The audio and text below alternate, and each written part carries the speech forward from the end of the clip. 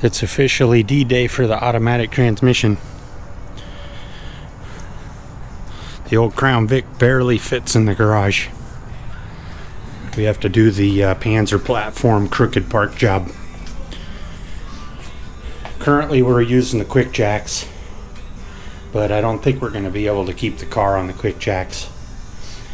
But we'll know more in a minute. First we got to get the exhaust system out and then get the usually stuck transmission cross member loose. Looks like World War III inside the garage. We got the transmission out. We didn't really film any of that because there's 426 videos already on how to take an automatic transmission out of a Crown Vic. So that's not really the important part of this job.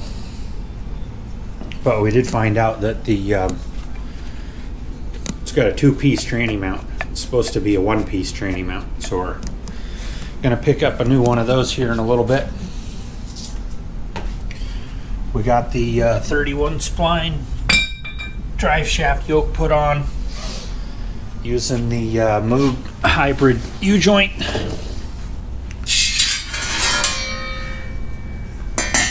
So we got to take this guy outside and cut the center out of it so that there's not much left of it. This piece still needs to go in there though. And you got to modify this, get that opened up. You can probably see the Sharpie marker that I drew on there. Take a cutoff disc to that, get that opened up. You got to do that in order for the flywheel to clear. So our dowels are still in place. Our exhaust system came out without breaking the studs off the manifold, so that was a bonus because it's way easier to work in here with the exhaust completely out of the way. The rear main seal is completely dry, so that is going to stay put. The rest of that little bit of seepage, it is not from the rear main seal. But and the engine of this car does not drip on the ground, so I'm a firm believer in leaving those sleeping dogs to lie, because one of the big buggers to do in this transmission is getting the cross member out. This one wasn't terrible. We did have to do quite a bit of prying on it, of course. Makes all kinds of scary noises.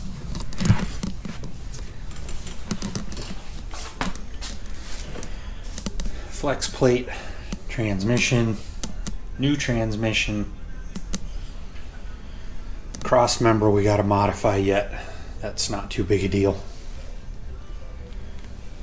So yeah, I think our next move is going to be open that plate up, then put the flywheel on, then put the clutch in,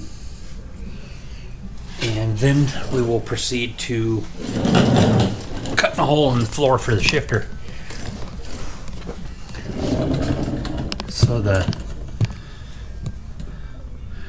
flywheel bolt torque is like 60 foot-pounds, and the pressure plate bolt torque is like 30 foot-pounds.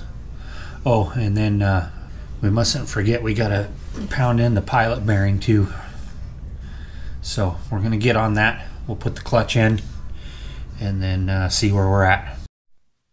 All right, we gotta talk loud and fast over the radio. Got the flywheel is put in.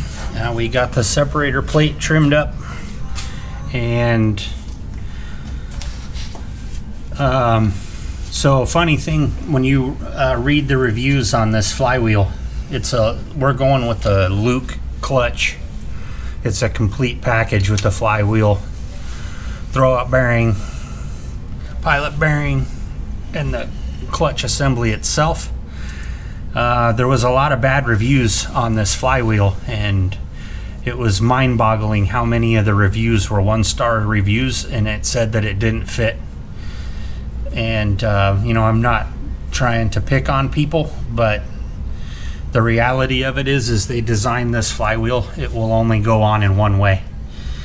And I swear it took us 2 trips around the circle to finally get the thing to line up.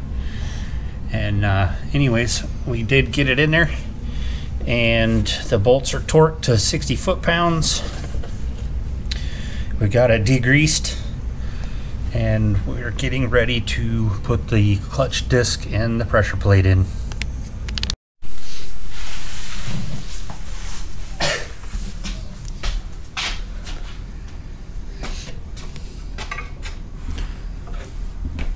We got our clutch fork rebuilt, new throwout bearing cleaned up, lubed the pivot, made sure it wasn't worn out. A little lube on the splines they supply with the clutch. Go easy on all this stuff because you do not want grease getting onto your clutch.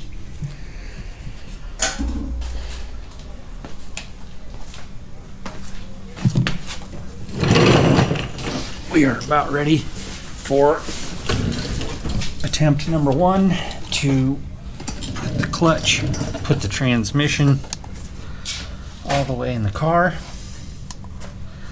So here's our hole. It's approximately 7 by 5.5 inches wide, favoring the left side, or the driver's side of the car in our case, because we are using a 3650. So we got the clutch in, it's all torqued up, centered, and what was I gonna say? Oh, so apparently, I don't know if it's a Mustang thing or what the deal is, but I guess there's 10.5 inch clutches and 11 inch clutches. I wasn't really sure what I ordered. I think I ordered a clutch for like a 2002 Mustang GT, and I measured the disc on this one and it's an 11 inch clutch, so I'm not going to worry about that. But I think with a stock engine, I'd be hard pressed to believe that even if you got a 10.5 inch clutch for a Mustang, that it wouldn't work just fine on a stock 4.6. But I guess there's no better time than now, and we shouldn't procrastinate, and we should stab this transmission in there. Alright, update number 212. The transmission is in fact in the car. We're buttoning up the wiring right now. It looks a little messy, but we'll get her straightened out and zip tied up and so on and so forth. So this is the speed sensor on the 3650 trans, and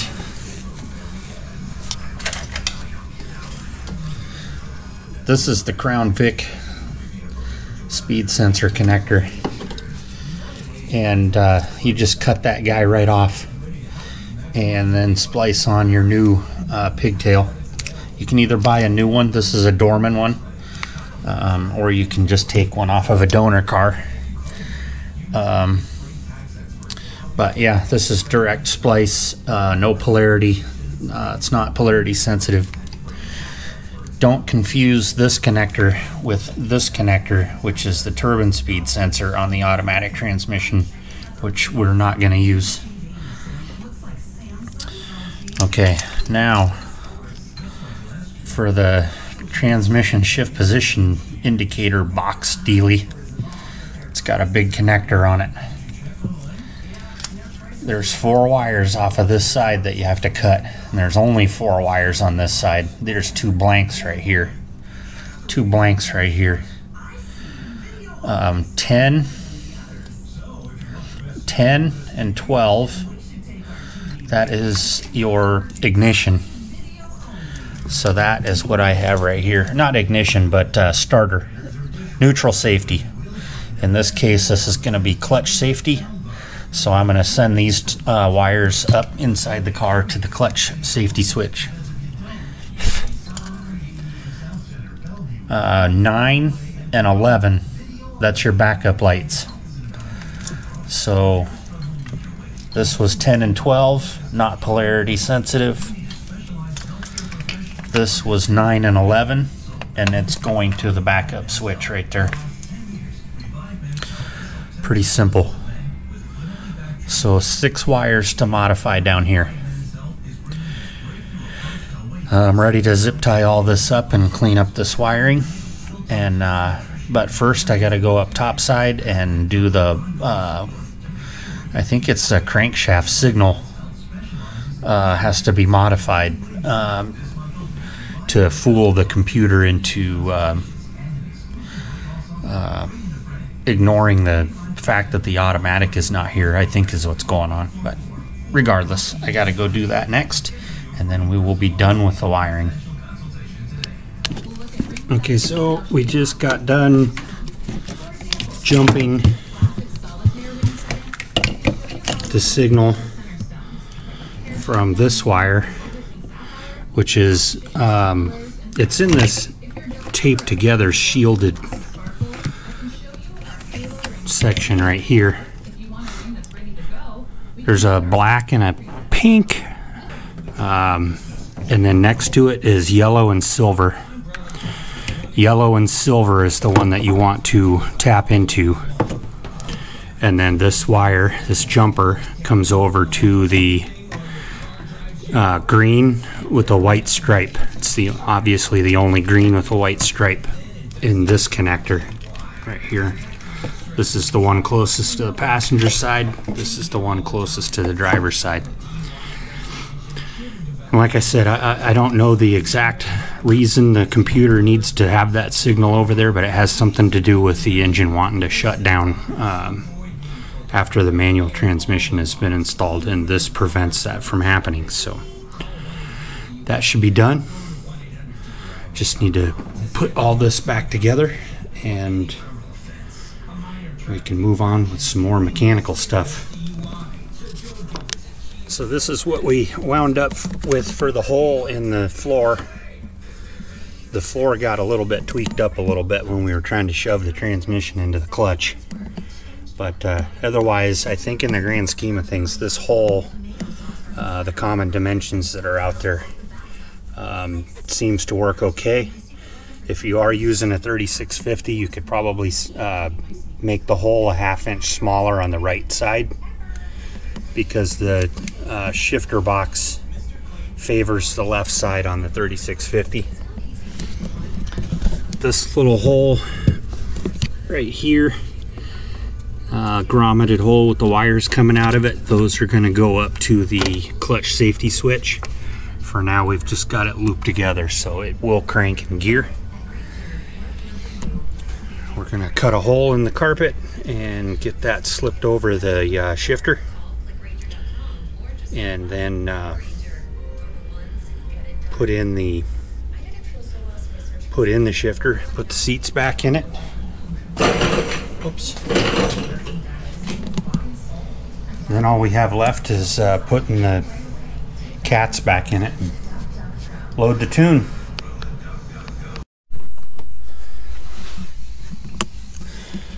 We're getting ready to load the Moe's Speed Shop tune onto the Crown Vic.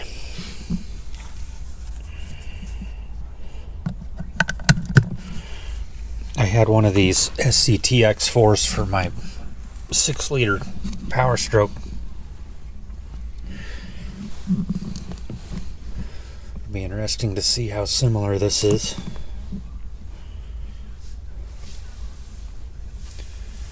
Program vehicle.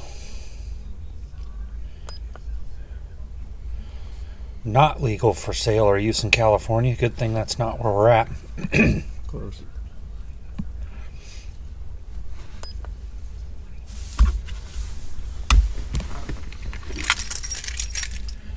Key on.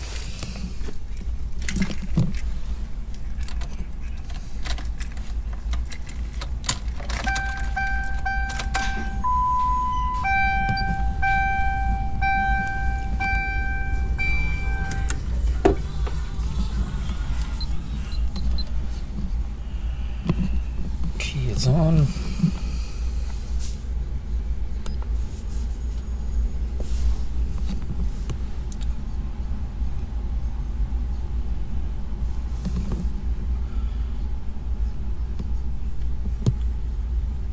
Oh, sweet. He gave us a 93 tune as well. But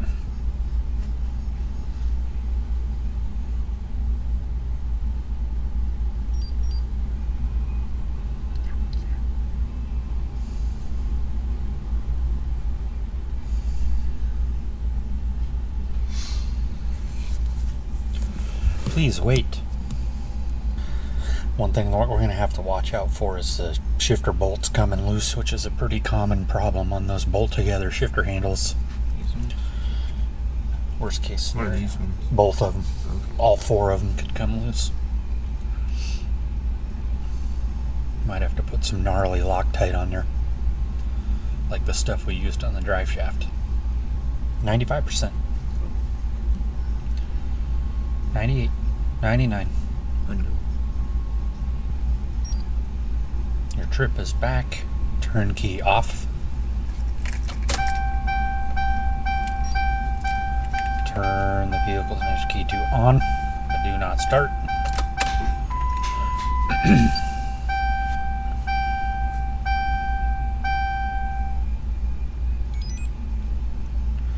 Download complete. Okay, so we're ready to run after we put the exhaust system back on. Here's our gangster shifter that we came up with right out of 1990. Literally from Billet Specialties. And I've noticed a lot of the YouTube videos that we've watched on the manual trans swap Crown Vics, a lot of guys running shorter shifter handle, and it's just, it can't be comfortable and having to reach for it. You'd be on the stand. So we went with a longer shifter handle and an offset plate to get the thing back to you. Way more comfortable just from what we felt sitting here in the garage. But all right, more after a bit. Yeah, I don't think we want to fill the garage full of exhaust. That's what I mean. We don't want to fill the house full of exhaust. So this is our tool salad for doing this project. That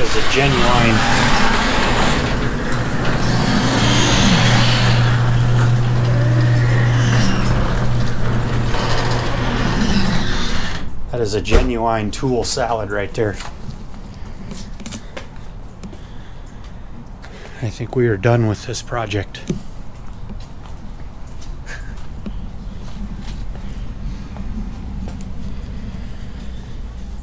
We made sure we put oil back in the transmission. We're using Pennzoil Synchro Mesh because, quite honestly, it has godlike properties when it comes to transmissions and synchros. I have fixed many of transmissions with Pennzoil Synchro Mesh. Not saying this one needs fixing, but got the center console back in. The seats are all bolted down.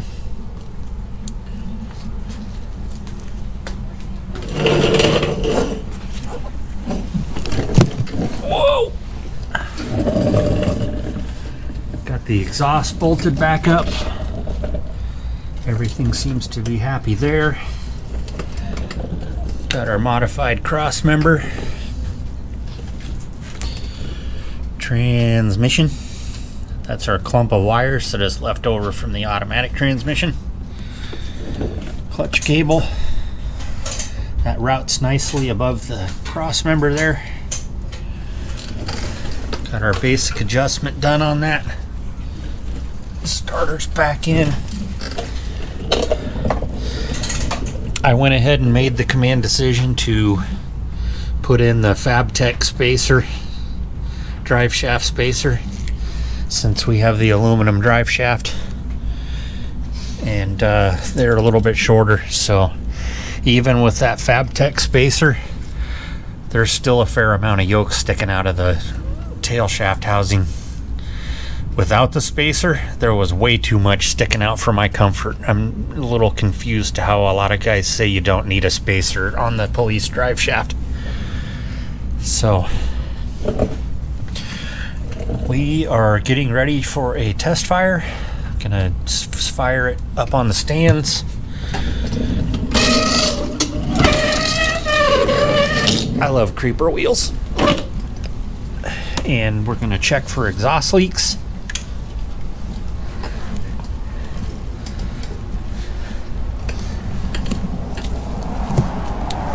Okay, so since we don't have our clutch safety switch hooked up yet, make sure it's in neutral. We're in neutral. We're going for our first start.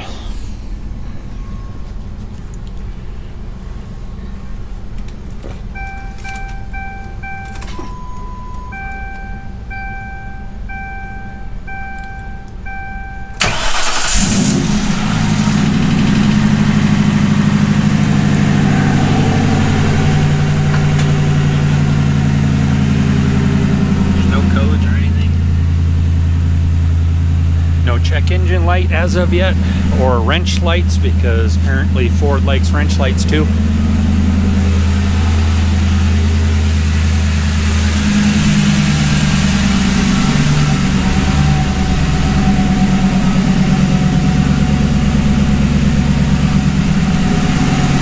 hear anything. No, it sounds good. Go ahead and push the clutch in once.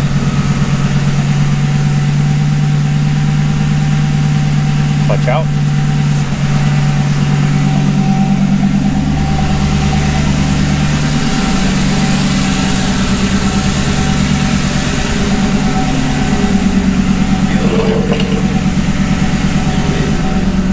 Do what? Vibrating. Until you push it in, it goes away.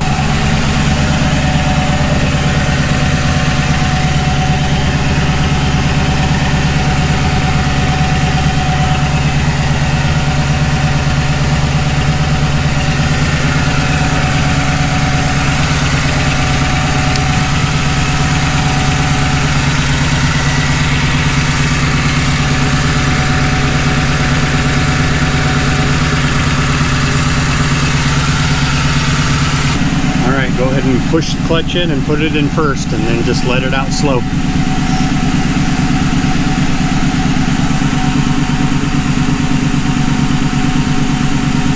You can let it out a little bit quicker. It's just turning now.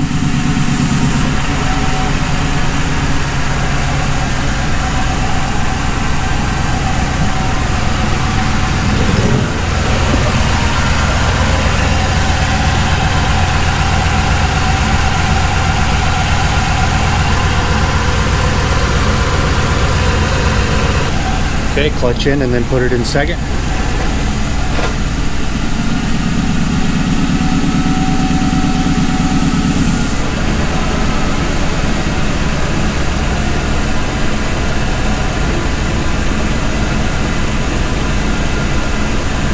Now try and do a little quicker shift to third.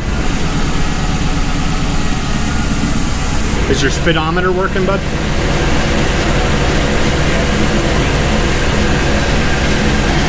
Fifth, we already did fifth. Okay, go back into neutral and let everything stop.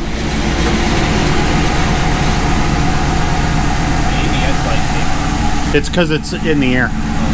So it's mad because the back tires are spinning and the front ones aren't. A lot of times that'll happen if you do long smoky burnouts. Yes.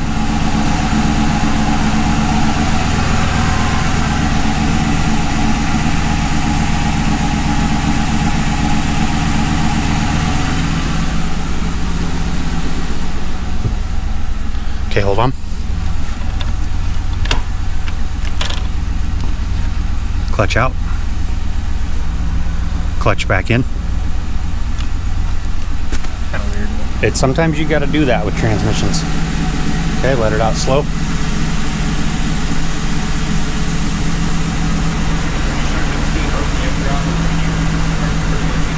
Yeah.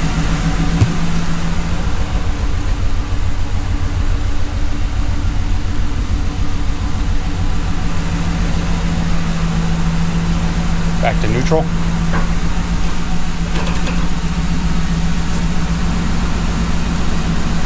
All right, I think we're ready to put it on the floor and road test.